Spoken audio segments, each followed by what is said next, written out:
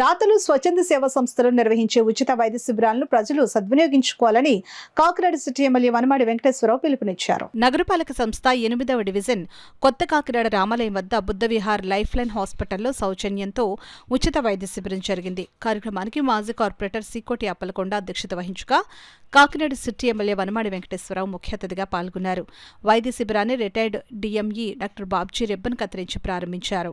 వైద్య శిబిరంలో పాల్గొన్న ఎమ్మెల్యే వనమాడి వెంకటేశ్వరరావు ప్రజలను కలుసుకుని వారి సమస్యలను అడిగి తెలుసుకున్నారు. వైద్య శిబిరంలో doctor Babji, doctor Rammohan Prasad, doctor Bhanumathi, doctor Ramarao, PVV Satyanarayana, MV Rao, life line సిబ్బంది, టీడీపీ నాయకులు పలువెల రవి, అనంతకుమార్, స్థానిక పెద్దలు పాల్గొన్నారు.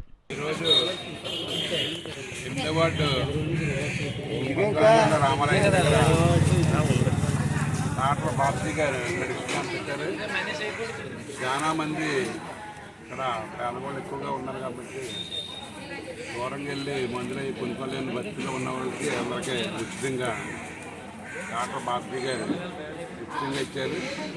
ఇంకా బీపీ చూశారు, షుగర్ చూశారు, ఒళ్ళు నొప్పుల కాటికి ట్యాబ్లెట్లు ఇచ్చారు. మరి బాబ్జీ గారికి మా ఎమ్మెల్యే గారి ఆదేశాల వరకు, కొనగోలు ఆదేశాల వరకు బాబ్జీ గారు ఇక్కడ పెట్టారు.